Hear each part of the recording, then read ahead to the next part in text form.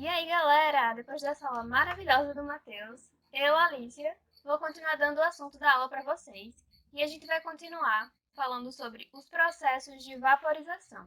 Vamos lá primeiro relembrar o que é vaporização. Nesse esqueminha aí, a gente consegue visualizar que vaporização é a passagem do estado líquido para o gasoso. Todo mundo relembrado, né? Então vamos lá. O primeiro processo de vaporização está esquematizado aí nessa imagem, nesse GIF. Observando ele, a gente consegue perceber que esse é um processo lento, espontâneo e gradual. Por quê? Porque se trata da evaporação. Evaporação é o processo natural, que a gente consegue observar também, por exemplo, quando a gente estende a roupa e a roupa seca. Ela não seca magicamente. Ela seca porque a água vai sofrer a vaporização por meio da evaporação. É um processo devagar, não é forçado e também acontece em regiões com superfícies de mares, oceanos, lagos e etc. O segundo processo de vaporização, a gente já consegue ver uma mudança bem grande, né? Porque olha só a agitação das moléculas que a gente está vendo aí. E a gente já consegue interligar com ebulição, porque é uma mudança rápida de muita agitação molecular. Isso é uma coisa que a gente consegue observar muito facilmente. Quando a gente escuta ebulição, a gente consegue pensar também no termo ponto de ebulição, né? E o que é isso? É a temperatura em que a substância passa de uma fase líquida para a gasosa. O terceiro processo de vaporização que a gente vai falar hoje é esse daí, que está mostrado no esquema. Nesse esquema, a gente consegue enxergar uma chapa quente e alguém está derramando água na chapa. Imaginando que a chapa está muito quente, quando a gente derrama a água, instantaneamente a água se transforma em vapor. E a gente consegue ouvir aquele barulhinho, né, da vaporização. Esse processo é chamado de calefação. É uma vaporização muito mais rápida que as anteriores e ocorre justamente quando um líquido entra em contato com a superfície que está com a temperatura mais elevada que o seu ponto de ebulição. Por isso que instantaneamente a água vira vapor. Isso acontece muito quando a gente pega uma panela muito quente, tira logo do fogão e coloca na pia ou debaixo da torneira e a gente consegue observar esse vapor de água ou aquele chiadozinho que indica a calefação. Bom, aí eu pergunto para vocês, a pressão influencia nesses processos de mudança de estado e etc? A resposta é sim, mas aí eu pergunto de novo, como será que essa influência se dá? Primeiro vamos conversar sobre como é na fusão. Fusão, como a gente sabe, é a mudança do estado sólido para o líquido, né? Então, geralmente, a maioria das substâncias, ao receber calor durante o processo de fusão, tem o seu volume aumentado. Isso é uma coisa que a maioria das substâncias tem como característica. As substâncias que têm seu volume aumentado na fusão também têm o ponto de fusão aumentado. O ponto de fusão também pode ser chamado de temperatura de fusão. E as que vão ao contrário, que têm um volume reduzido, têm a temperatura de fusão diminuída. Ou seja, a pressão influencia diretamente no ponto de fusão das substâncias. Um exemplo de uma substância que tem comportamento inverso, que é isso que tem um volume reduzido quando passa do sólido para o líquido, é a água. Se a gente fizer o experimento de colocar uma garrafa cheia de água no congelador, a gente vai perceber que ela vai ter a tendência de romper. Por quê? Porque quando passa do estado líquido para o sólido, a água aumenta de volume. E isso não é uma regra geral. Normalmente, o que acontece é o contrário. Agora, vamos pensar como isso acontece durante a ebulição, que é a passagem do estado líquido para o gasoso. Na ebulição, ao receber calor, o líquido tem o seu volume aumentado. Como para uma determinada pressão, cada substância tem uma temperatura de ebulição, ao aumentarmos a pressão sobre um líquido, a gente provoca um aumento de temperatura de ebulição também, ou seja, o ponto de ebulição é influenciado a partir da pressão a qual o líquido está submetido. Assim, quando a gente aumenta a pressão em um líquido, é mais difícil desse líquido passar do estado líquido para o gasoso. Uma coisa que a gente usa muito no cotidiano é a panela de pressão. E um dos princípios de funcionamento da panela de pressão é esse: aumentar a pressão dentro do seu recipiente. E isso faz com que a água suporte temperaturas superiores a 100 graus Celsius, que é o que a gente conhece como sendo a temperatura de ebulição. Como a água vai suportar temperaturas superiores, isso faz com que os alimentos sejam cozidos de maneira mais rápida do que na panela comum, sem que a água passe pelo processo de vaporização. Resumindo, a gente consegue observar aqui nesse esqueminha que, geralmente, lembrando que tem algumas substâncias que são o inverso, geralmente quando passa do estado sólido para o líquido, a gente tem um aumento de volume, e quando a gente passa do líquido para o gás, a gente tem um aumento de volume maior ainda. Agora vamos falar sobre os princípios de igualdade das trocas de calor. Eu sei que o Matheus ensinou para vocês essa formulazinha aqui, e ele falou também que quando a quantidade de calor for maior que zero, o corpo ganha calor, e quando for menor que zero, é porque está perdendo calor. Agora eu vou dizer para vocês o princípio da igualdade das trocas de calor, que é válido para sistemas termicamente isolados. E o que é isso? É o sistema que impede a troca de calor com o ambiente externo. Ou seja, não há perda de calor para o que está fora. A gente só está considerando o sistema. Se a gente tem um corpo A e um corpo B, e a temperatura do corpo A é maior que o corpo B, então o corpo A vai perder calor para o corpo B até que se atinja o equilíbrio térmico. Mas se isso acontece, vocês concordam comigo que a quantidade de calor perdida pelo corpo A é equivalente à quantidade de calor recebida pelo corpo B? Então, é por isso que a gente pode dizer que o somatório de calor cedido em módulo, ou seja, em valor absoluto, sem a gente considerar os sinais, é igual ao somatório de calor recebido em valor absoluto também. E por isso, a gente pode dizer que um princípio da igualdade da troca de calor, que o somatório de calor cedido mais o somatório de calor recebido é igual a zero. Vamos lá fixar o assunto, aquele mesmo esquema. Você pode pausar o vídeo, tentar resolver a questão e aí voltar para ver se você acertou quando a gente começar a resolver agora. Quando misturamos 1 kg de água, calor específico sensível de 1 caloria por grama grau Celsius, a 70 graus Celsius, com 2 kg de água a 10 graus Celsius, obtemos 3 kg de água a. A gente tem aí as alternativas de 10 graus Celsius a 50 graus Celsius. No primeiro momento, a gente tende a imaginar que talvez a conta deve ser feita com algum tipo de média, né?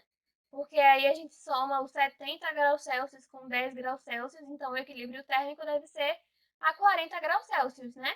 Será? Vamos ver se é isso mesmo?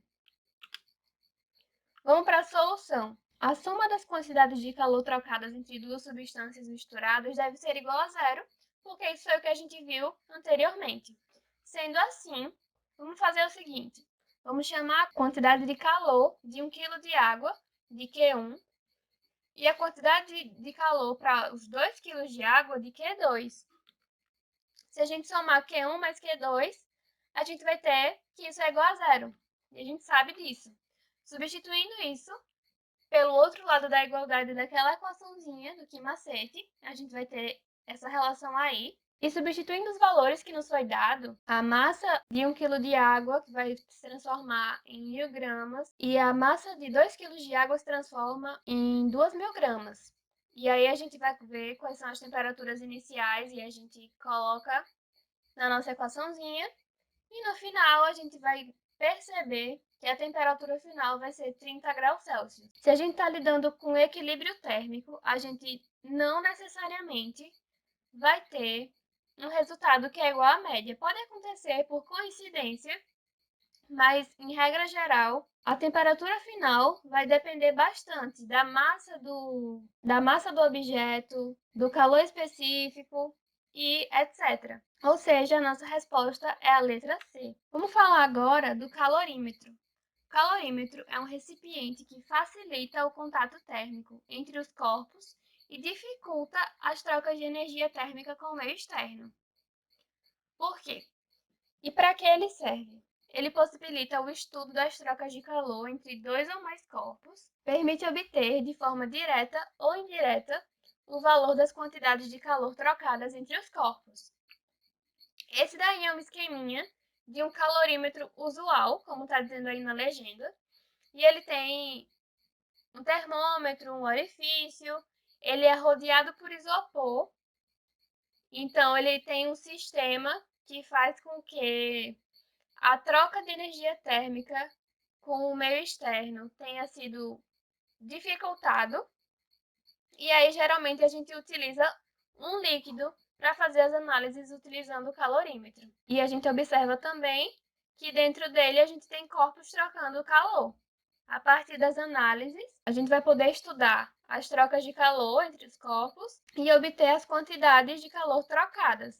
Agora vamos falar sobre equivalência em água. Agora você me pergunta, Alicia, por que a gente está falando de água? A gente não estava falando sobre troca de calor. O que é que tem a ver? Bom, é um conceito bem interessante. A equivalência em água de um corpo é a massa de água que tem a mesma capacidade térmica que o corpo. Ou seja, é uma massa de água que, recebendo a mesma quantidade de calor, sofre a mesma variação de temperatura que o corpo. O calor específico da água é 1 caloria por grama grau Celsius. É importante a gente lembrar disso para a gente conseguir afirmar se o equivalente em água é numericamente igual à capacidade térmica do corpo dos nossos cálculos. Vamos lá! Consideremos um corpo de massa igual a 100 gramas, constituído de um material de calor específico sensível igual a 0,4 calorias por grama grau Celsius. A capacidade térmica do corpo vai ser igual a massa vezes o calor específico do corpo. A gente tem a massa igual a 100 gramas e o calor específico igual a 0,4. Fazendo a multiplicação, a gente tem a capacidade térmica do corpo igual a 40 calorias por grau Celsius. Agora vamos considerar uma porção de água de massa igual a 40 gramas e calcular sua capacidade térmica. A gente vai fazer esses cálculos com a massa de 40 gramas e o calor específico de 1, que a gente descobriu, que a gente sabe, desde o slide passado, e a gente vai ter que a capacidade térmica da água é a mesma coisa. Se a gente comparar os dois resultados, os dois são 40 calorias por grau Celsius. Ou seja, qual é a conclusão que a gente tem sobre isso? A capacidade térmica do corpo é igual à da porção de água. Vamos lá fazer um exercício para ver se a gente está entendendo realmente o assunto. Determine o equivalente em água de 720 gramas de ferro. E aí, o enunciado dá para a gente alguns dados. O calor específico do ferro é 0,12 calorias por grama grau Celsius. E o calor específico da água, a gente já sabe, é 1 caloria por grama grau Celsius. Vamos para a solução. A gente quer saber o equivalente em água, né? Então, a gente vai igualar a capacidade térmica do ferro e a capacidade térmica da massa equivalente em água. Fazendo isso, a gente substitui pela massa multiplicada pelo calor específico, e aí a gente vai substituir pelos valores que o enunciado deu para a gente. Nos dados do ferro, a gente coloca 720 gramas multiplicado por 0,12, iguala ao equivalente em água multiplicado por 1. Assim, a gente vai descobrir que o equivalente em água é 86,4 gramas, ou seja, 720 gramas de ferro equivalem a 86,4 gramas de água. Interessante, né? Vamos passar então para o próximo assunto, que são processos de propagação de calor. Existem 3 processos de transferência de calor estudados na termologia, e a gente vai ver todos eles hoje. Tem a condução, a convecção e a radiação. Vamos lá começar pela convecção. É importante a gente lembrar que para que ocorra a convecção é necessária a existência de um meio de propagação que é fluido. A convecção não acontece em um meio sólido, ela só acontece no meio líquido ou gasoso. Esse processo de propagação de calor acontece devido ao surgimento de correntes de convecção nos fluidos. E o que é essa corrente de convecção nos fluidos?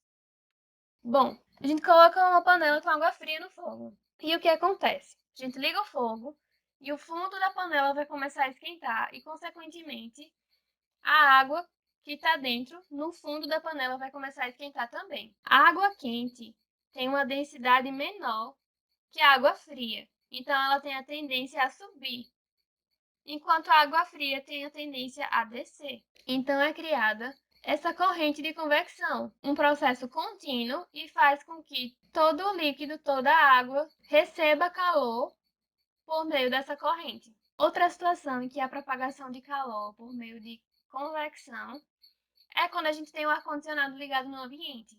Vocês já se perguntaram por que a gente coloca o ar-condicionado em cima e não embaixo? É justamente por isso. O ar quente tende a subir. Quando o ar quente sobe, ele é esfriado pelo ar-condicionado e desce. E essa é uma corrente contínua de convecção. A condução é um processo de propagação de calor que se dá por transferência de energia entre as partículas. Desse modo, ela também necessita de um meio para ocorrer. Esse processo pode ser percebido quando se aquece uma das extremidades de uma barra metálica. Se você começa a esquentar a extremidade de uma barra metálica, depois de algum tempo você vai perceber que a outra extremidade está quente também. E como é que isso acontece? Acontece pela condução. Nesse esqueminha aqui, dá para vocês perceberem que a área que está diretamente em contato com a chama está bastante agitada, as moléculas estão bastante agitadas e estão tocando uma na outra. A outra área, que está azul, está com as moléculas bem paradinhas, elas não estão encostando uma na outra, mas o calor faz com que as partículas comecem a se encostar uma na outra, e esse processo de agitação faz com que o calor passe do início até o final de uma barra de metal, por exemplo. Existe uma lei que rege a condução térmica e o nome dela é a Lei de Fourier. Ela nos diz que o fluxo de calor por condução no material homogêneo é diretamente proporcional à área da seção. O coeficiente K da Lei de Fourier se chama coeficiente de condutibilidade térmica. Esse valor é uma característica de cada substância e informa o quanto um material é ou não um condutor térmico. Fourier, para chegar nessa equaçãozinha aí, fez um experimento. Ele colocou uma barra metálica em volta de um isolante térmico e também com vários termômetros e colocou as extremidades da barra, cada uma delas, um dos lados ligado em água em ebulição e o outro gelo em infusão. Vocês, com certeza, já sabem que a água em ebulição e o gelo em infusão estão em temperaturas completamente diferentes, né? Então, o que é que Fourier queria ver? Ele queria ver como era o fluxo do calor nessa barra. Mas se vocês prestarem atenção, se a gente prestar atenção nesses termômetros, a gente consegue perceber que a temperatura vai diminuindo quase que linearmente, né? E o que é que isso quer dizer pra gente? Quer dizer que a temperatura varia linearmente ao longo da barra. Vamos falar agora da radiação. E essa radiação que a gente vai falar não é a radiação de Chernobyl não, tá? É a radiação, o processo de propagação do calor. Diferentemente da condução e da convecção, a radiação não precisa do meio para ocorrer, porque a energia térmica nesse processo é transferida por ondas eletromagnéticas que são capazes de se propagar no vácuo. E uma curiosidade é que é devido a esse processo de propagação de calor que o ser humano pode aproveitar o fogo de uma lareira ou de uma fogueira para aquecer-se no frio, o que, nos primórdios da existência humana, foi essencial para a sobrevivência da espécie. Aqui vocês podem ver que as ondas eletromagnéticas do Sol são um meio de propagação de calor para a gente. E aqui também a forma de se aquecer com a fogueira. A gente vê muito em filmes dos Estados Unidos, sei lá, Reino Unido, que as pessoas ligam acendem a lareira ou acendem uma fogueira para se esquentar, né? Mas como é que a pessoa se esquenta? Como é que é essa propagação do calor? A pessoa não encosta no fogo, a pessoa não vai se queimar. Então, a propagação de calor acontece apenas pelas ondas de calor mesmo. Você consegue se aquecer mesmo estando um pouquinho distante do fogo. Agora eu pergunto para vocês, no nosso cotidiano, onde é que a gente encontra todas essas formas de propagação juntas? E a resposta é muito fácil, porque eu já disse anteriormente, que é quando a gente coloca uma panela no fogão. Esse simples fato da gente colocar uma panela com uma substância dentro dela no fogão, ligar o fogo, acender o fogo, a gente consegue observar as três formas de propagação juntas. A radiação, porque se a gente está passando ao redor, a gente consegue sentir as ondas de calor saindo do fogão ou do forno. A convecção, como eu já expliquei, quando a gente está esquentando um líquido, a gente esquenta por meio da convecção, pelas correntes de convecção. E a condução, que acontece quando a gente vai tocar o cabo da panela, por exemplo, e ele está quente. Só que ele não está em contato com o fogo, não está em contato com o líquido de dentro, etc. Ele está quente por quê? Por causa da condução. O material da panela vai se esquentando e aí a agitação das moléculas faz com que o calor seja propagado até o cabo da panela. Vamos lá fazer um exercício, aquele mesmo esquema. Pausa o vídeo, tenta resolver e volta para ver a resposta. Uma garrafa térmica tem paredes prateadas e duplas com vácuo no espaço intermediário. A vantagem de se fabricarem garrafas térmicas assim é porque as paredes prateadas, A. Absorvem o calor e o vácuo é um ótimo isolante térmico. B. São altamente refletoras e o vácuo é um ótimo isolante térmico. C. Absorvem o calor e o vácuo é um excelente condutor. Ou D. São altamente refletoras e o vácuo é um excelente condutor. A resposta certa é a alternativa D, porque as paredes prateadas das garrafas térmicas são altamente refletoras e o vácuo é um ótimo isolante térmico. Agora vamos entender um pouquinho mais a fundo desse objeto, que faz com que todas as formas de propagação de calor sejam impedidas. Primeiro, a gente tem a tampa, que isola a garrafa de possíveis correntes de convecção. A gente tem uma parede dupla e entre elas a gente tem um vácuo, e esse vácuo evita trocas de calor por condução. E a gente tem também as paredes espelhadas, e elas evitam as trocas de calor por radiação. Bom, hoje era isso só, galera. Por hoje é só, galera. Acabou a aula. Eu espero que vocês tenham gostado. Qualquer dúvida, vocês podem entrar em contato com a gente. Vamos deixar alguns exercícios para vocês. Respondam, tirem suas dúvidas, fiquem em casa, se cuidem e é isso.